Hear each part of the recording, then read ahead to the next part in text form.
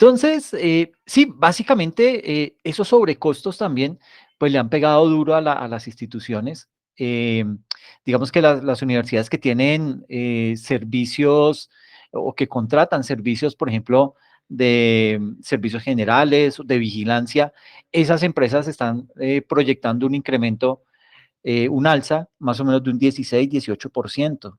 Entonces, todo eso lleva también a que las universidades digan, bueno, pero mi chica, a mí me están subiendo todo esto, el salario mínimo va a subir también, se tiene una proyección más o menos de un 15%. Entonces, pues, digamos que todo eso afecta y las universidades también dicen, bueno, entonces yo ¿cómo hago? Yo tengo que sopesar esos gastos, pues digamos que eh, ha derivado en ese tipo de inconvenientes. Entonces, hermano, están protestando por todo lado, hay cierres, bueno, en fin, esto es un caos. Y a eso súmele el invierno, que también está como chévere por acá. Cuéntenme, ¿cómo van? ¿Ya finalizando el semestre?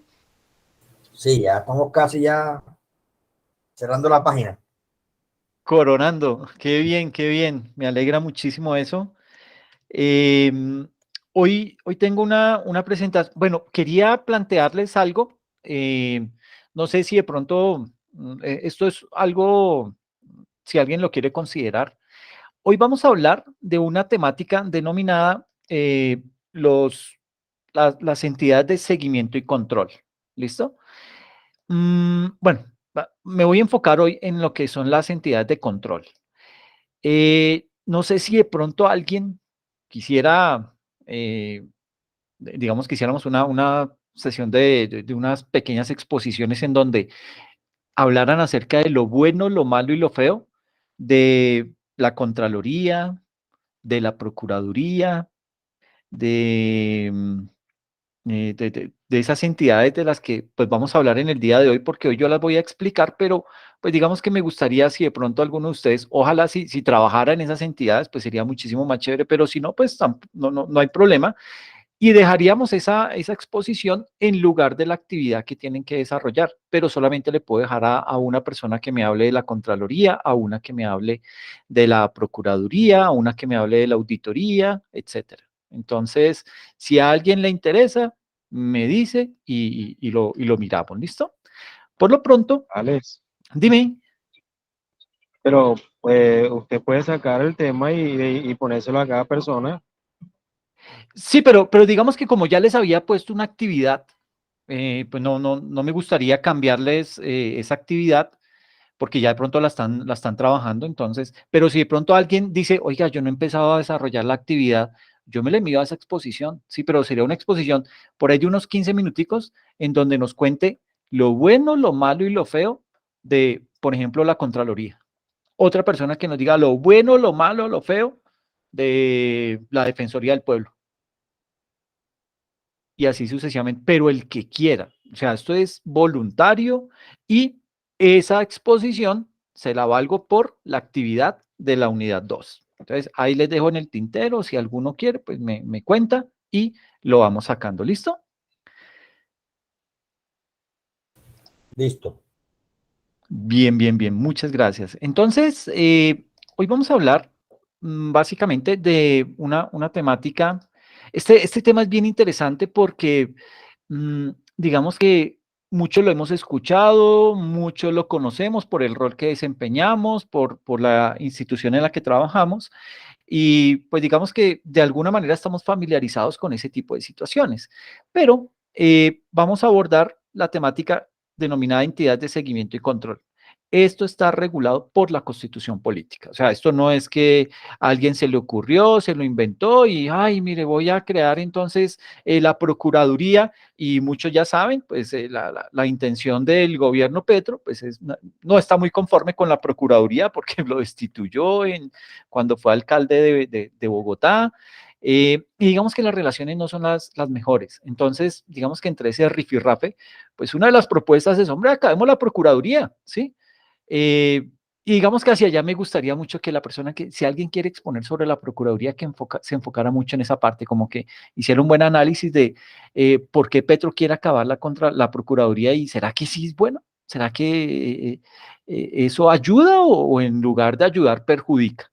Entonces, hacia allá vamos a llevar la temática. Vamos a hablar precisamente de esas entidades de control en primera instancia y en segunda instancia hablaremos de las entidades de seguimiento. Mm, digamos que en todas las personas en Colombia eh, tenemos el derecho de verificar que esa administración pública y es decir, que toda la población, todo el pueblo colombiano tiene el derecho a verificar que esa administración pública y los particulares que ejercen funciones públicas desarrollen sus actividades dando una prioridad ¿a qué? Al interés general y también a velar porque esas personas que están nombradas en esos cargos, digamos que administren de una manera transparente y eficiente esos recursos públicos que la nación les puso en sus manos. De esa misma manera, tenemos también el derecho y el deber de ejercer lo que se denomina ese control social para intervenir en asuntos de interés general y del bien común. Y ese derecho y deber es lo que nosotros conocemos como el famoso control ciudadano. Un control ciudadano que, pues, digamos que se ha venido degradando con el paso del tiempo, un control ciudadano que como que uno dice, sí, yo sé que están haciendo mal las cosas, pero yo voy y denuncio, no pasa nada, no veo que actúen y aparte si me gano es un problema porque entonces me amenazan. Ese tipo de situaciones, digamos que generan esa desconfianza y no es fácil en Colombia, digamos que a una persona le nazca la, es decir, que quiera ejercer esa función de control ciudadano por los riesgos que eso puede llegar a derivar. Todos conocemos casos en algún momento, particularmente en la DIAN. Yo conozco eh, personas que, bueno, digamos que un poco como la charla que hicimos acerca de lo que quería hacer el gobierno Petro con lo de la reforma tributaria, digamos que en Colombia las autoridades saben cuánto contrabando entra por las fronteras, quiénes son esos contrabandistas. El gobierno sabe que cuando se está acabando el arroz en Colombia, sabe cuántos camiones van a entrar por la frontera desde Ipiales, a qué hora van a entrar y no pasa nada, ¿sí?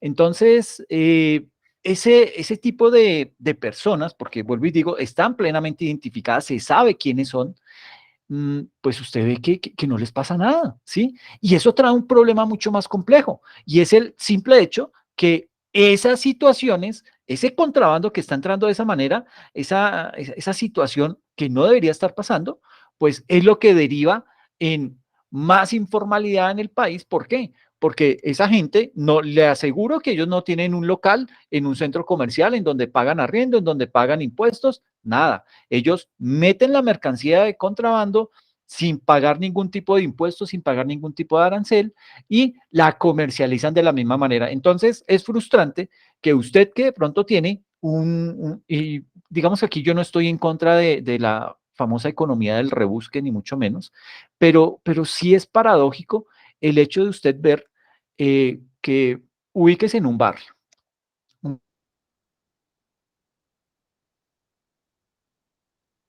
vale una miscelánea, ¿sí?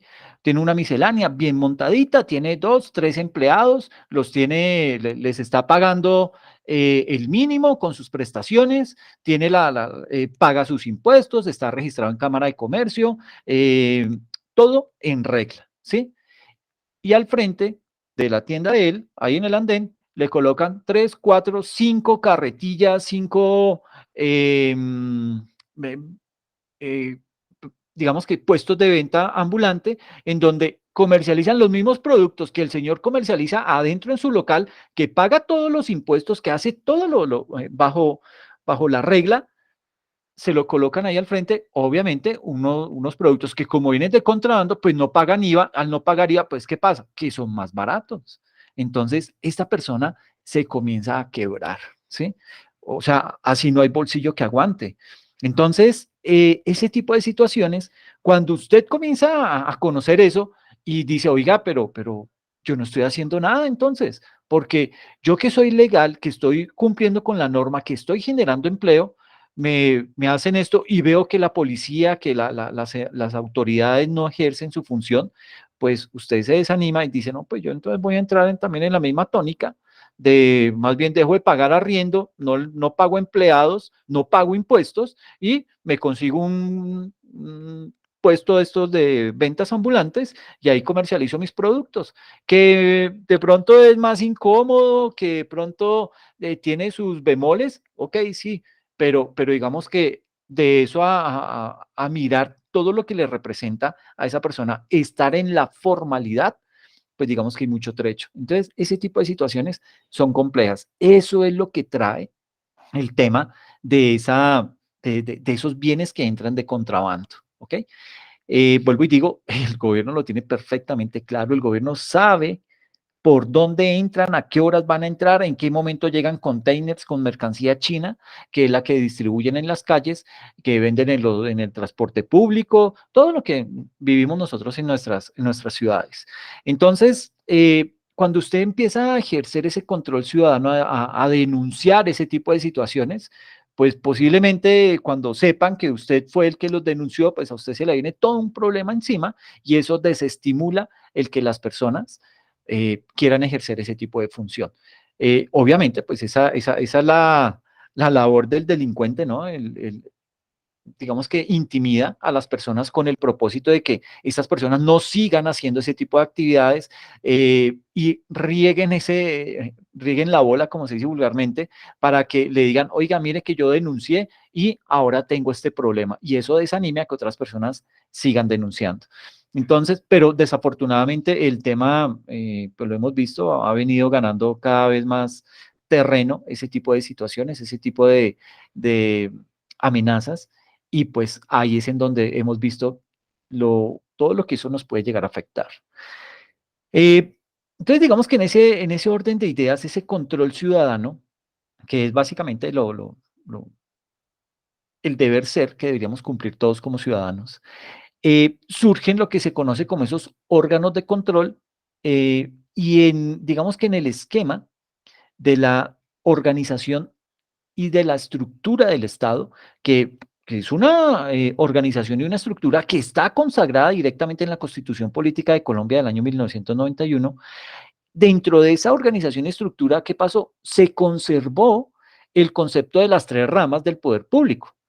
Y además, digamos que tuvieron ¿cómo lo llamáramos? Consideró dentro de, digamos que al momento en que eh, al elaborar esa constitución política, contemplan o sea, conservan las tres ramas del poder público, dicen, ok, esto está chévere, ¿sí?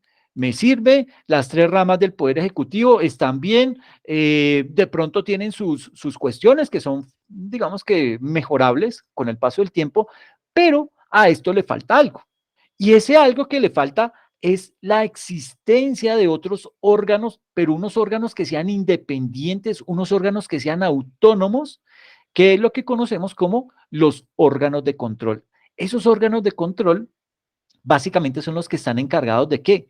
De velar por el buen manejo de los recursos públicos del Estado y de la vigilancia y también de la protección de los derechos y las libertades de todos los ciudadanos colombianos. Sucede que eso, pues, como les decía, eso está enmarcado en la Constitución Política. El artículo 92 de la Constitución indica que cualquier persona natural o jurídica podrá solicitar de la autoridad competente la aplicación de las sanciones penales o disciplinarias derivadas de la conducta de las autoridades públicas, ¿sí? Pero de esa misma manera hay otro artículo que es el 117 de la Constitución Política.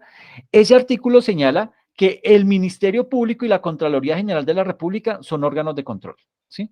O sea, no son los únicos, pero digamos que como que los los pone a la cabeza, como que dice, mire, estos son realmente los verdaderos órganos de control y de ahí pues vamos a encontrar otras derivaciones.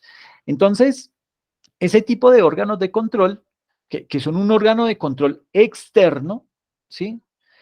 Esos órganos de control externo permiten a la administración pública que adoptar una serie de mejores prácticas que, pues digamos que están orientadas a eh, específica y puntualmente al control interno de las instituciones en todo nivel, es decir, en el nivel de gestión, en el nivel de manejo de recursos públicos o en la eficiencia y eficacia del control interno de cada entidad.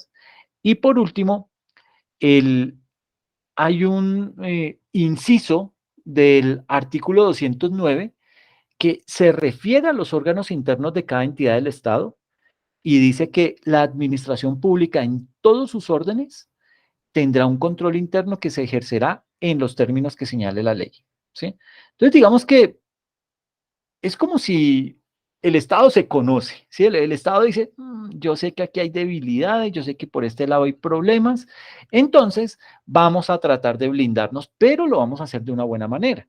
Y entonces nombran esos órganos de control externo que son los que le van a, digamos que van a trazar esos derroteros en todas las instituciones públicas para decir, vamos a trabajar de esta y de esta manera, yo voy a estar vigilando, tengan cuidado, saca unas buenas prácticas, empieza a estar en armonía con técnicas administrativas y de control que están vigentes y que funcionan en otros países y que de pronto en Colombia todavía no se ha empezado a implementar y comienzan a desarrollar ese tipo de situaciones con el ánimo de impulsar para que esas entidades cada vez sean mucho mejor.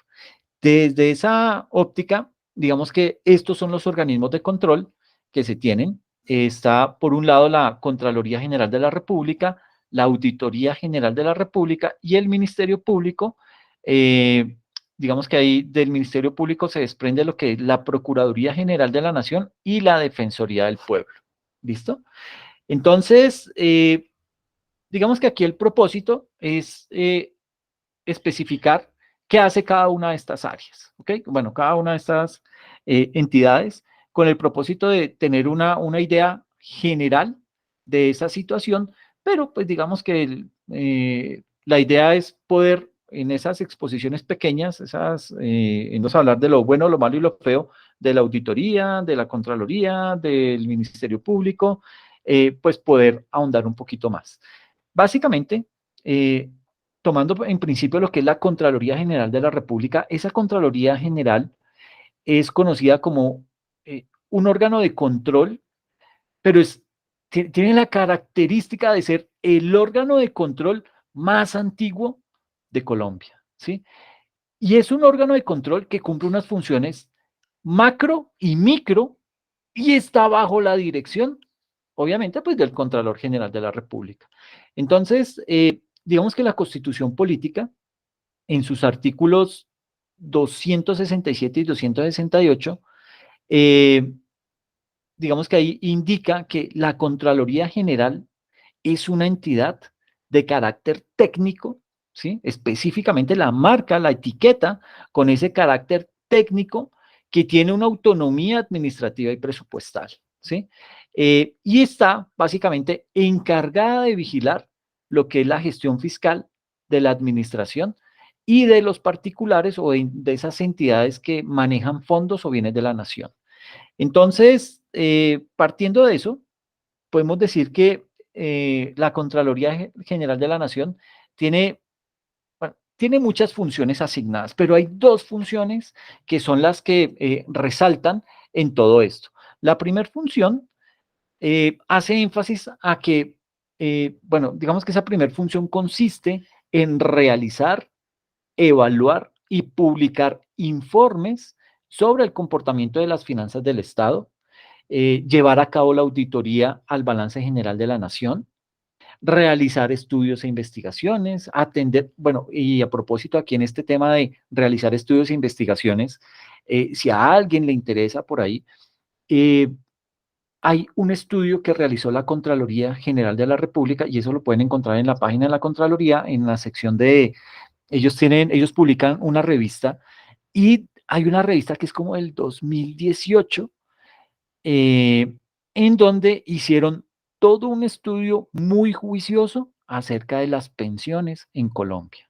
Que digamos que esa revista, ese artículo específico me gustó muchísimo porque le dan palo, obviamente, al sistema pensional de Colombia, nombran todas las debilidades, todas sus falencias, pero proponen soluciones y son soluciones bastante buenas, ¿ok? El tema de las pensiones en el país está por estallar, ¿sí? Bueno, está peor Italia, está peor Francia y está peor España, ¿sí? Pero no por eso, pues no vamos a decir, bueno, si esos manes están peor y todavía no se han quebrado, pues nosotros podemos seguir todavía, ¿no? Pero digamos que el propósito no es llegar a ese tipo de situaciones. Esos países tienen un sistema pensional muy similar al de Colombia, solo que no reconocen un 65% de la pensión, sino que ellos tienen casi que un 80% de la pensión. Obviamente eso desangra a cualquier estado y a eso súmele que son estados que se están envejeciendo, que a propósito Colombia también se está envejeciendo, ya su pirámide poblacional no es una pirámide, ya eso es, esa base que es básicamente la de los niños, ya está mucho más reducida y está quedando como si fuera una botella de Coca-Cola, ¿sí? Así, esa forma, en eso se ha convertido la pirámide poblacional. Entonces, cada vez son menos los niños que nacen y la población la población sigue madurando, ¿sí? ¿Y qué lleva? Esto tiene una situación y es que no solamente nos estamos envejeciendo, ¿sí? Sino que aparte vivimos más. Entonces, uno dice, pero bueno, eso debería ser chévere, ¿sí? Pues digamos que en tema pensional no es tan chévere porque eso significa más gasto para el país, ¿sí? Y si a eso usted le suma todas las debilidades que tiene el sistema pensional en Colombia, que es totalmente regresivo porque subsidia las máximas, las pensiones más altas, y ni hablemos de ponerles impuestos a esas pensiones porque mire lo que pasó, le tocó a Petro, que era una de sus banderas, le tocó echarse para atrás. Entonces, este tipo de cosas son bien complejas. Entonces, ese paréntesis valga la pena, y aquí lo cierro, les recomiendo mucho si pueden leerse ese artículo de la revista de la Contraloría General que habla específicamente de las pensiones y aborda el tema de una manera muy clara, pero lo más interesante son las propuestas que hacen como posible solución a ese tema. Y les estoy hablando como del 2018, ya estamos a puertas del 2023 y esa revista como que no hizo mella, como que la echaron a la basura. Entonces, de eso también se encarga la Contraloría General de la Nación, de realizar ese tipo de estudios y de investigaciones. También se dedica a atender solicitudes de información, realizar análisis de proyectos de ley, cumplir con esas famosas agendas interpuestas digamos que son interpuestas precisamente por el Congreso de la República. La Contraloría también analiza el impacto de las políticas económicas sobre el crecimiento económico, ¿sí? Hace una serie de recomendaciones frente a eso, hace análisis sobre la distribución del ingreso, hace análisis sobre el bienestar general y un punto bien importante es también analiza lo que es la posición fiscal del sector público, ¿ok? Eso dentro de esa primera función de la Contraloría General de la República. Viene una segunda función que es detectar debilidades y fallas en la gestión de las entidades o de los particulares que manejan recursos públicos y así determinar hallazgos fiscales, disciplinarios, penales y administrativos. También dentro de eso, la Contraloría evalúa el sistema de control interno de las instituciones estatales. ¿Qué es eso del control interno?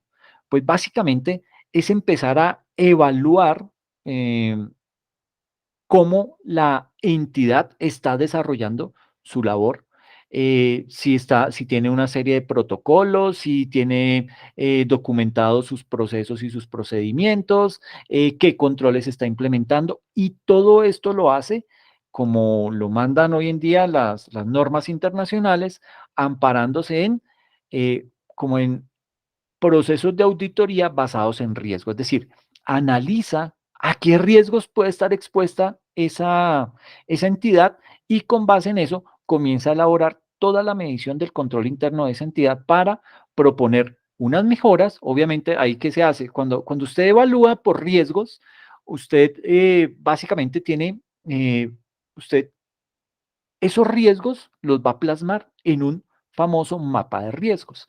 Ese mapa de riesgos le va a permitir, por un lado, pues usted ya hizo la identificación de los riesgos. ¿Cómo identifica usted los riesgos? Eso no es que usted ponga a pensar, ay, yo creo que aquí hay un riesgo de inundación y, y está por allá ubicado en Riohacha donde casi no llueve, aunque no sé cómo estará ahorita el invierno por allá, pero digamos que el tema de los riesgos es un tema muy juicioso que se desarrolla al interior de las organizaciones.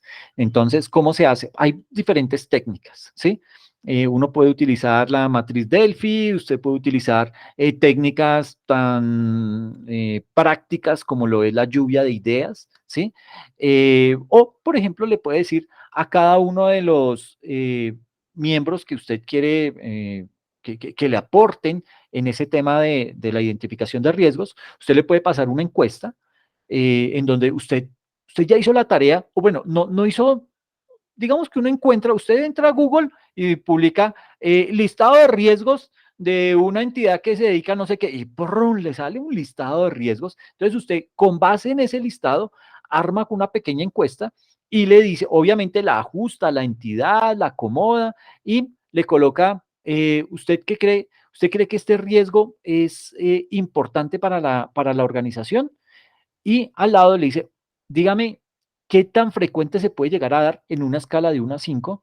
Y en caso que se dé, ¿qué tan fuerte le puede llegar a dar a la empresa, ¿sí? A la entidad.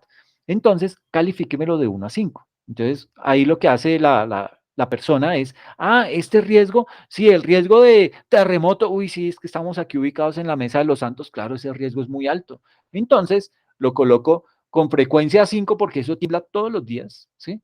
Y el impacto, donde llega a dar un terremoto duro, mejor dicho, se acaba eso. Entonces, el impacto, en caso que se materialice ese riesgo, es de 5. Entonces, usted multiplica 5 por 5, 25, ese es el mayor riesgo, ¿sí? Y ahí comienza a hacer ese tipo de cálculos, comienza y perdón si alguien ya maneja todo ese tema y yo aquí le estoy contando, pero básicamente de esa forma, esa es una metodología para identificar esos riesgos. Una vez ya los tiene identificados, entonces dice, oiga, entonces mire, estos son los riesgos más críticos. ¿Cómo lo atacamos? ¿Cómo ataca usted un terremoto? Pues no, usted tiene que vivir con ese riesgo. Entonces hay unos riesgos que usted puede eliminar, hay unos riesgos que usted tiene, que usted puede mitigar, hay otros riesgos con los que desafortunadamente le toca convivir, ¿sí? Esos son los famosos riesgos inherentes. Con ese riesgo, usted tiene que adaptarse. Entonces, ¿qué hace? Pues posiblemente existen los seguros, pero pues digamos que en caso que eso se llegue a dar, pues va a tener un impacto muy fuerte. Entonces, básicamente todo ese tema del control interno va orientado a eso, a detectar esas debilidades, esas fallas que tiene al interior las organizaciones para que eh, estas entidades de control se encarguen de dar unas directrices, de emitir una serie de parámetros que le permitan a esas entidades poder implementar las mejores prácticas, obviamente con un acompañamiento por parte de este tipo de entidades. Entonces, dentro de esas funciones, dentro de esa segunda función, de esa segunda macrofunción que tiene la Contraloría General de la República está esa, la de, digamos que ayudar con todo el tema del control interno en las organizaciones, evaluar todo ese sistema de control interno en las instituciones estatales y digamos que en temas de gestión y de transparencia en las entidades, también pues digamos que tiene una función de inspección para mirar qué tan bien están utilizando o qué tan mal están utilizando los recursos financieros que les han entregado a esas entidades. Sobre eso, pues, emite informes de auditoría, realiza controles de advertencia, está en capacidad también de iniciar procesos fiscales, ¿sí? Puede sancionar, puede responder a una denuncia de un ciudadano o de una entidad interesada, puede realizar indagaciones preliminares y realizar todo el seguimiento a los planes de mejoramiento de esas entidades. Entonces, mire que apenas estamos nombrando dos funciones de la Contraloría y resultan ser funciones que son coyunturales, son funciones gruesas que, digamos que enmarcan toda una cantidad de frentes a los que ataca o que, bueno, a los que atiende esa Contraloría General de la República. Entonces, mire que su incidencia dentro del Estado es bastante fuerte, es bien importante y es relevante. Y digamos que dentro de esa búsqueda de transparencia, en esa búsqueda de responsabilidad y efectividad en lo que tiene que ver o en lo que atañe con la rendición de cuentas, eh, el sistema de supervisión fiscal contempla una ayudita, ¿sí? Una cooperación entre lo que es la Contraloría General y la Auditoría General de la República. Digamos que esa Auditoría General de la República se encarga de supervisar la gestión administrativa de las Contralorías. Entonces, digamos que la Constitución nuestra Constitución dispone el nombramiento de ese auditor por parte del Consejo de Estado de la Presidencia y de un auditor general de la República que va a estar encargado de vigilar todas las funciones de la contabilidad y la Contraloría. Entonces, digamos que de esa, eh, yo no había aquí, de esa auditoría general, entonces la principal función de la auditoría general señalada por la Constitución es ejercer vigilancia de la gestión fiscal de la Contraloría y además todas las funciones que serán establecidas en el artículo 17 del decreto ley 272 del año 2000. Mm, digamos que hay también un sistema que se llama el sistema de supervisión y dentro de ese sistema de supervisión, eh, digamos que ahí sale, bueno, lo integran otras entidades que son, por un lado, la Comisión de Cuentas del Congreso de la República y por el otro, la Contaduría General, ¿ok? Entonces, digamos que esa comisión de cuentas del Congreso de la República, que así se llama, esa comisión de cuentas es la encargada de efectuar la supervisión de las cuentas nacionales, ¿sí? Y por su parte, el contador general debe presentar un reporte anual al Congreso sobre las cuentas del presupuesto general y del Tesoro. Entonces usted dirá, bueno, pero con todo ese tipo de controles, con todo ese tipo de entidades y con todo y eso y se roban la plata, sí, eso pasa, ¿sí? Eh, pasa en Estados Unidos que se supone que es el más fuerte a nivel de mecanismos de control y que está a la vanguardia de todo eso y les pasa a ellos, pues ¿cómo no nos va a pasar acá? Eh, antes pudo ser peor, pero bueno, digamos que la temática va orientada a eso. Sucede que la Constitución en el artículo 354 indica que habrá un contador general, que es un funcionario de la rama ejecutiva, quien llevará la contabilidad general de la nación y consolidará esta con la de sus entidades descentralizadas territorialmente o por servicios.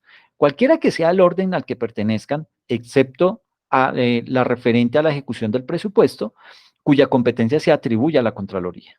Corresponden al contador general las funciones de uniformar, centralizar y consolidar la contabilidad pública, elaborar el balance general y determinar las normas contables que deben regir en el país conforme a la ley.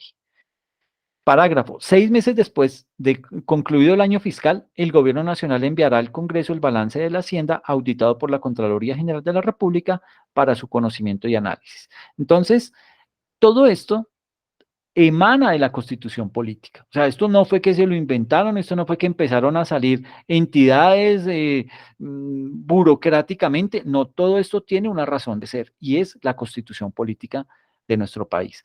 Y bajo ese orden de ideas, pues digamos que esto es lo que le da legalidad a ese tipo de instituciones. Y viene entonces ya dentro de esos organismos de control lo que es el Ministerio Público. Digamos que ese Ministerio Público, em, a ese Ministerio Público como tal le corresponde lo que se denomina como la guarda y la promoción de los derechos humanos, todo lo que tiene que ver con la protección del interés público y todo lo que depende de la vigilancia de la conducta oficial de quienes desempeñan funciones públicas. Y como cabeza de ese Ministerio Público es que surge lo que es la Procuraduría General de la Nación. Ese es el máximo organismo del Ministerio Público. La Procuraduría es una entidad con autonomía administrativa, financiera y presupuestal. Esa Procuraduría, digamos que el Ministerio Público, como lo manifiesta el artículo 118 de la Constitución, que es la Carta Fundamental, será ejercido por el Procurador General de la Nación, por el Defensor del Pueblo, según lo dice el artículo 281 de la Constitución, por los procuradores delegados y los agentes del Ministerio Público ante las autoridades jurisdiccionales, por los personeros municipales y por los demás funcionarios que determine la ley. Entonces, digamos que la Procuraduría es la entidad que representa a los ciudadanos, ¿ante quién? Ante el Estado. Y dentro de esa representación, la Procuraduría cumple tres funciones principales. ¿Cuáles son esas funciones principales de la Procuraduría? Son, en primera instancia, cumple una función preventiva, ¿sí? Sucede que en el manual de calidad de la Procuraduría, ahí se señala esa función preventiva como la principal responsabilidad de la Procuraduría, que está empeñada en prevenir antes que sancionar. Y esa debería ser la lógica en todo el Estado. Tratar de buscar cómo prevengo antes de sancionar.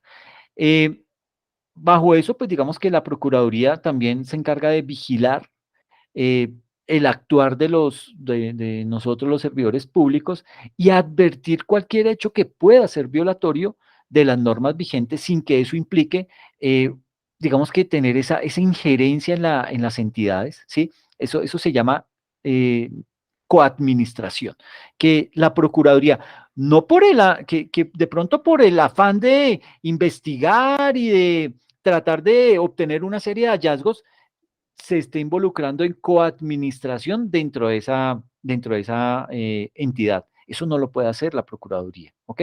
Es como si un revisor fiscal se pusiera a coadministrar en la empresa. Al revisor fiscal le hacen preguntas del orden contable y de pronto que dé algún tipo de direccionamiento en un tema puntual, pero pare de contar, ¿sí? Entonces, digamos que eso mismo pasa con la Contraloría. La Contraloría se encarga básicamente de ir, vigilar, velar porque se implementen unas buenas prácticas, etcétera, etcétera. Digo la Contraloría, la Procuraduría, de vigilar de mirar que se implementen unas buenas prácticas al interior de las organizaciones y también se encarga de precisamente de eso, de vigilar el actuar de los servidores públicos y poder detectar si es que se está presentando un hecho que resulte ser violatorio de las normas vigentes y obviamente cuidarse de no caer en temas de coadministración o de intromisión en la gestión de esas entidades estatales. Eh, Tiene una segunda función que es la de intervención. Esa función de intervención consiste en que la entidad actúa en calidad de sujeto procesal ante las jurisdicciones de lo contencioso administrativa, de lo constitucional y ante las instituciones de las jurisdicciones penal, la que se denomina penal militar, la laboral, civil, eh, ambiental, agraria, de familia, en fin, todo eso ante el Consejo Superior de la Judicatura y de las autoridades administrativas y de policía. ¿Con qué propósito? Con el único fin de proteger los derechos y las garantías fundamentales. Y viene una última función que es la disciplinaria. Esa función es la encargada de iniciar, de adelantar y de fallar las investigaciones que, digamos que por faltas disciplinarias, se adelanten contra los servidores públicos y contra los particulares que ejercen esas funciones públicas o que manejan dinero del Estado.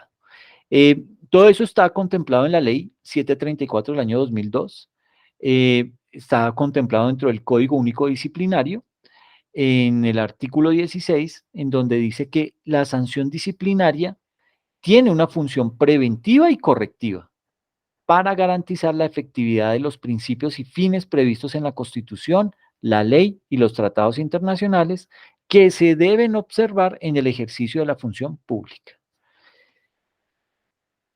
Y pasamos al último de los organismos de control y que se desprenden del Ministerio Público, que es la Defensoría del Pueblo. Eh, digamos que esa Defensoría del Pueblo cumple la función de velar por la promoción del ejercicio y la divulgación de los derechos humanos. En el artículo 282 de la Constitución Política hace mención al cargo o a la figura del defensor del pueblo y dice que ese defensor del pueblo velará por la promoción, el ejercicio y la divulgación de los derechos humanos, para lo cual ejercerá las siguientes funciones. Primero, orientar e instruir a los habitantes del territorio nacional y a los colombianos en el exterior en el ejercicio y defensa de sus derechos ante las autoridades competentes o entidades de carácter privado. Segundo, divulgar los derechos humanos y recomendar las políticas para su enseñanza. Tercero, involucrar el derecho de habeas corpus e interponer las acciones de tutela sin perjuicio del derecho que asiste a los interesados. Es decir, si usted tiene algún tipo usted está inconforme con algún servicio público, por ejemplo, de salud, usted tiene un problema con su EPS y quiere ir a poner una tutela, pues uno va directamente a la Defensoría del Pueblo y allá le ayudan a redactar, usted llega con las evidencias y con base en esas evidencias, el abogado de turno le redacta la tutela para que usted vaya y la radique y le den una respuesta frente al tema. Organizar y dirigir la Defensoría Pública en los términos que señale la ley, interponer acciones populares en asuntos relacionados con su competencia, presentar proyectos de ley sobre materias relativas a su competencia, rendir informes al Congreso sobre el cumplimiento de sus funciones y las demás que determine la ley. Entonces, ese artículo 282, pues, da todas las funciones, ¿sí?, que debe cumplir el defensor del pueblo, ¿ok? Y digamos que por último viene lo que son yo les hablaba acerca de que no solamente son la Procuraduría y el Ministerio, sino que hay también otras entidades que están adheridas o que también cumplen esa función de control y es la personería municipal. Sucede que esa personería municipal es una institución con autonomía presupuestal y administrativa, es una institución que es responsable del bienestar de la ciudadanía y de la guarda de la Constitución y las leyes, con el fin de alcanzar una verdadera democracia a escala local. Es decir, lo que se hace a nivel macro con la Defensoría del Pueblo, lo llevan estas personerías municipales para tratar de implementarlo de la misma manera a nivel de ese municipio, a nivel micro. ¿Listo? Ese personero municipal, ¿qué hace? Pues básicamente cumple funciones de agente del Ministerio Público, cumple también funciones de defensor de los derechos humanos y termina siendo el veedor del Tesoro Municipal y está considerado como ese representante del pueblo y el fiscalizador de la gestión administrativa en ese lugar a nivel local. Entonces, pues digamos que también está inmerso dentro de esas entidades de control. ¿Listo? Entonces, digamos que este era el componente del cual les quería hablar. En la próxima sesión voy a tocar el tema de las entidades de seguimiento, en donde pues hablaremos acerca de esas entidades, cuál es su impacto, cuál es su relevancia y qué tanto sirven o no sirven para el desarrollo de la función del Estado. No sé si de pronto alguien quiere aportar algo frente al tema.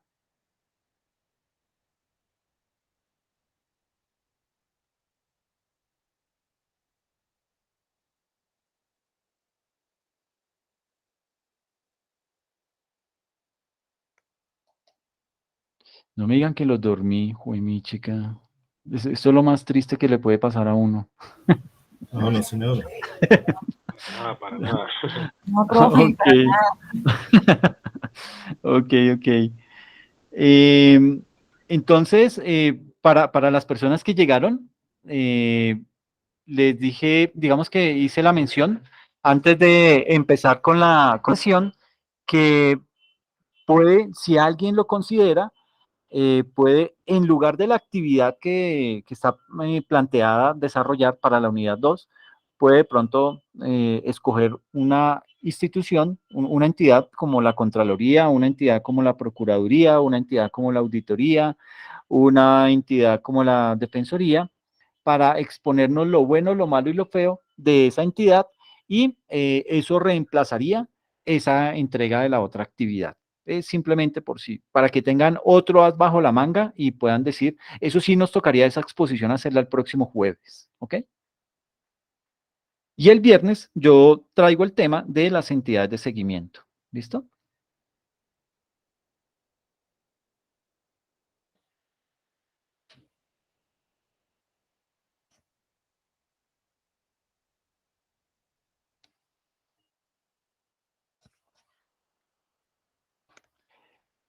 Profe, ahí sería que una exposición. Sí, una exposición de 15 minuticos en donde nos comenten acerca de qué es lo bueno y qué es lo malo y qué es lo feo de esa entidad. Una sola entidad, ¿ok? Si de pronto tú quisieras, tú dices, ok, yo quiero, me gustaría el tema de la Procuraduría, ok, listo, dale, lo desarrollas y no tienes que hacer la actividad que está planteada en la plataforma. Ok, ok, gracias. Pero es simplemente si lo quieren hacer, eso no es obligatorio, no es nada. Es más, yo les puedo publicar el documento en la plataforma que habla acerca de todas las entidades como para que lo tengan ahí, ¿listo? Ah, que sería bueno, profesor. ¿Sí les parece? Ya los Sí, dale. publico. Profe, Listo. Entonces, Veamos. les voy a publicar ese contenido y pues ustedes toman la decisión y me cuentan. Si Noel. parece, si no, no hay ningún inconveniente por eso, ¿listo?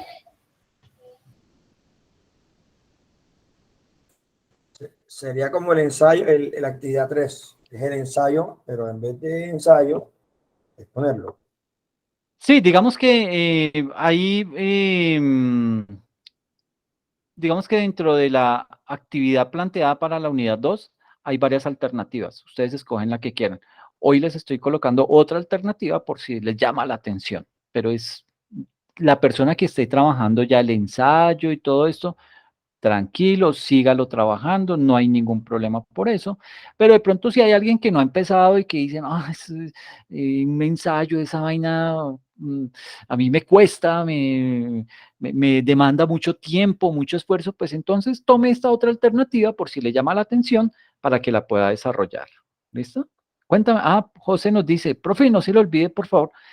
Bueno, José, está publicado dentro de la, espérame y entramos ahí de una vez.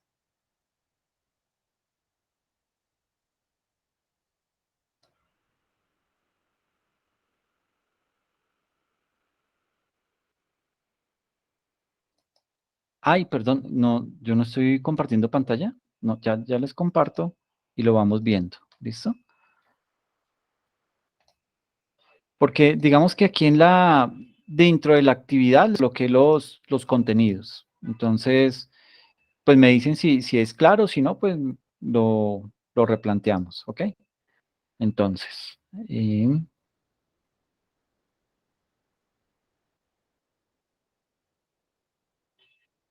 ¿El examen qué fecha es, profe? el Dale. examen es sí, gracias Francisco. El examen está programado para el 23. Bueno, ya aquí lo vamos a mirar.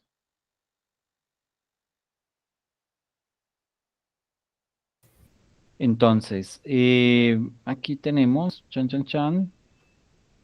Ahí está el material, eh, los contenidos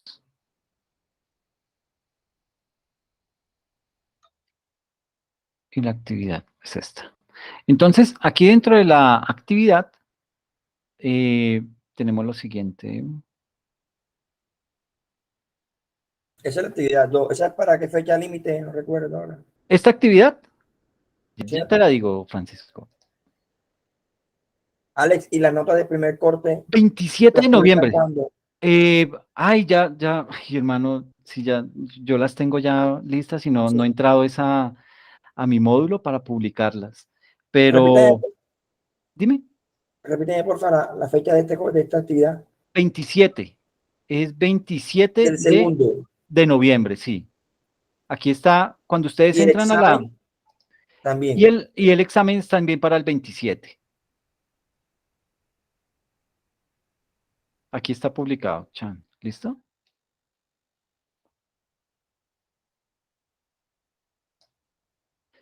Y aquí dentro de la actividad, entonces está una infografía con un apoyo que les publiqué acá. Tienen la actividad de un ensayo, que se pueden apoyar en estos dos contenidos que están aquí. Esto simplemente usted le da control, clic y le abre el contenido en internet. ¿Listo? Y el otro es un ensayo en donde usted dé respuesta a esta pregunta. ¿Cuáles son los órganos de control que considera más relevantes de los presentados en la Constitución del 91 y por qué? ¿Qué es lo bueno, qué es lo malo y lo feo de esos órganos de control? ¿Listo? Y eso está programado para el 27 de noviembre. ¿Listo? Es un documento pero reitero, si alguien quiere hacer la exposición de 15 minuticos más resumido, pues se la valgo en lugar de esta actividad. ¿Listo?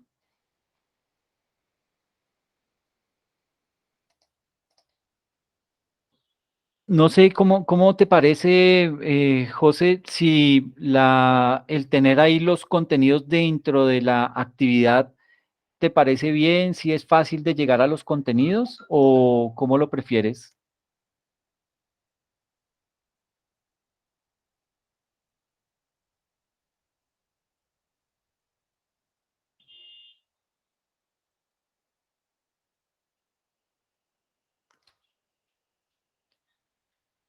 Sí, listo. Listo, bien, perfecto. Así entonces, sí, yo creo que queda más chévere ahí porque descargan el PDF y simplemente oprimen la tecla control y le dan clic y de una vez le abre el contenido. Entonces no van a tener pierde por ese lado. Entonces, digamos que esta era la temática que quería abordar el día de hoy. Y voy a publicarles las notas ya mismo, ¿listo? Es que, ¿sabe cuál es el problema? Que se me olvidó la clave de pera y no la he podido recuperar. Esa es la cuestión. Publicar, pero ya mismo llamo a tecnología para que me ayuden con eso y las publico, ¿listo? Para que estén ustedes tranquilos con las notas, ¿bien? Profe, yo le tengo miedo es al parcial. Al ¿Por qué final, miedo? ¿Por qué miedo? porque no sé cómo nos va a ir. No, pero es sencillo, eso no es nada del otro mundo, son preguntas de falso verdadero. Yo no les voy a tirar duro, ¿sí? No, o sea, eso es lo último que voy a hacer, ¿sí? Eso no va a pasar, pero sí hay que leer sobre todo los contenidos que están publicados en la plataforma, ¿sí? Porque de ahí salen preguntitas. Entonces, pues digamos que de esa manera son 10 preguntas únicamente, es un banco de preguntas, ahí hay más o menos unas 180, 200 preguntas, entonces a cada uno le van a salir preguntas diferentes. Van a ser preguntas de falso verdadero, van a ser preguntas de selección múltiple y van a ser preguntas eso se llama coincidencia. Es decir, que sale un término a mano izquierda y le salen varias opciones como la definición de ese término para que usted indique cuál es la definición correcta. Y dice, de la columna de la izquierda, el dato de la columna 1, la respuesta es tal definición. O sea, esa parte de esas preguntas tipo coincidencia es fácil, eso no tiene ningún pierde, usted simplemente le salen unos términos, por ejemplo, ¿cuál es la definición de la Contraloría? ¿Cuál es una de las funciones de la Contraloría General de la República? Entonces aquí le sale un abanico de opciones. Usted dice cuál es, pum, esta. Bueno, luego de la Defensoría, ¿cuál es? Esta. Y de, de la Auditoría General de la Nación, estas. Y usted determina cuál es la respuesta. Y de ahí se saca el examen. Ese examen ese examen no lo han perdido, ¿sí? Ay, Laura, perdóname, tienes la mano levantada. Hola, profe, buenas noches. ¿Cómo, Profe, cómo vas? Bien, sí, señor. ¿Se acuerda que usted había quedado de compartirnos una carpeta donde iba a estar todo el material para estudio? Era para estudiar. Yo lo entendí que era para el tema de la actividad que iban a desarrollar. Del Ay, parcial, le entendí yo. yo entendí mal, perdón, porque lo que hice fue, dentro de dentro de la actividad, lo que hice fue colocar ahí los contenidos para que todos les quede más fácil y los puedan encontrar, ¿sí? Eso fue lo que hice, porque yo entendí que lo que necesitaban era tener dentro del mismo documento de la actividad los contenidos para que ustedes pudieran acceder directamente a ellos y con base en eso puedan desarrollar la actividad. Eh, Porque digamos que los contenidos son los que están aquí plasmados en la plataforma. Son los que, les muestro.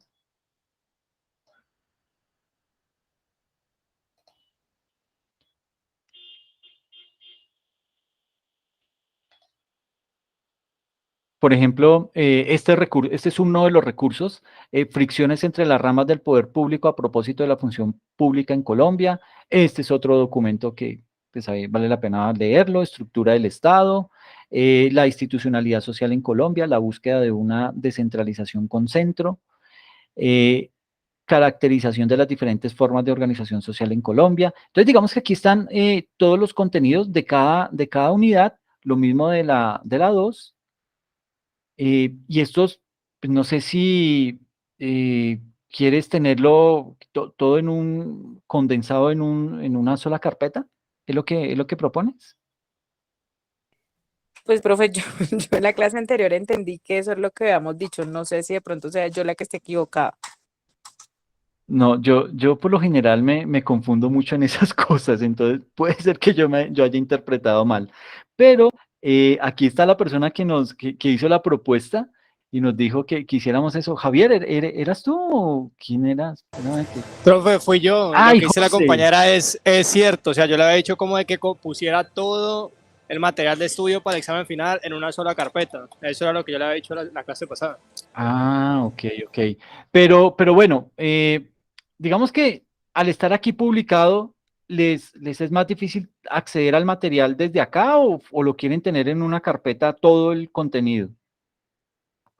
Porque yo lo veo que es, pues para mí sería doble trabajo. Es decir, ya está aquí publicado, pero entonces ahora lo voy a descargar y se los comparto en una carpeta. Pero entonces, ¿cómo descargo un video?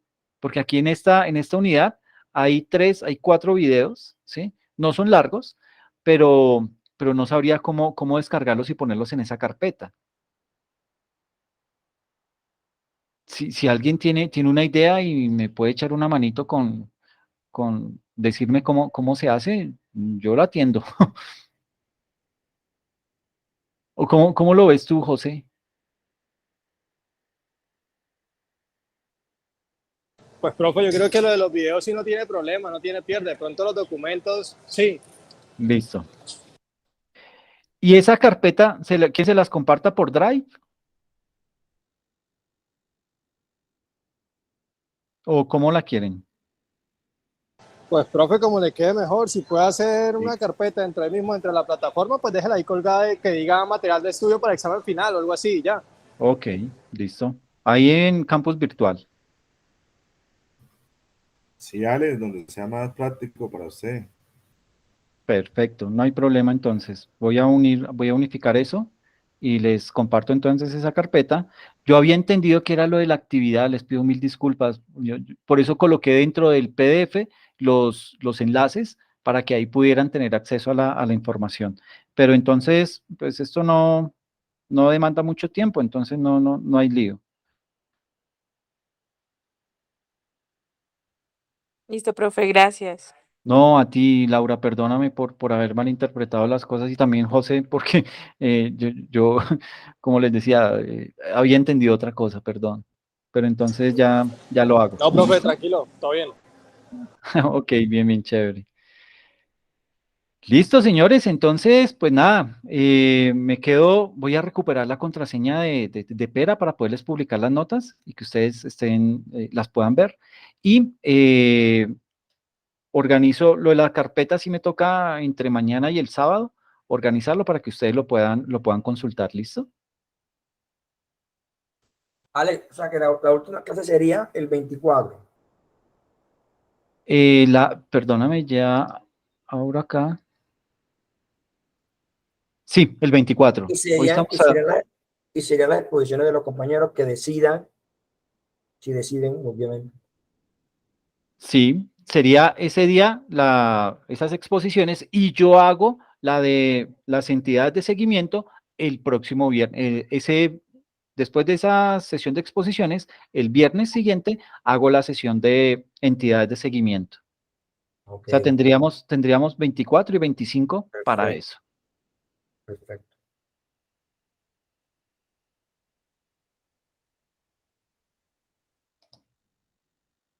Listo, entonces, pues bueno, muchas gracias porque ya está como más aterrizado el tema. Voy a organizar todo eso para que les quede. De pronto voy a hacer una especie de cuestionario pequeño, es decir, como para que ustedes vean cómo sería el examen y de esta manera puedan ubicarse de una manera mucho más fácil cuando vayan a realizar el examen. No se preocupen que eso no les va a ir mal, ni mucho menos, es simplemente, digamos que eso es un protocolo que nos exige la universidad, implementar exámenes para que ustedes también se midan, pero no es cosa del otro mundo, así que frescos por eso, ¿listo? Ahora, no es que no me vayan a estudiar, porque uno se da cuenta en el examen quién estudió y quién no, ¿sí? Entonces, hay que leer, hay que estudiar los contenidos, pero simplemente con que usted los lea se va a dar cuenta que el examen es muy fácil.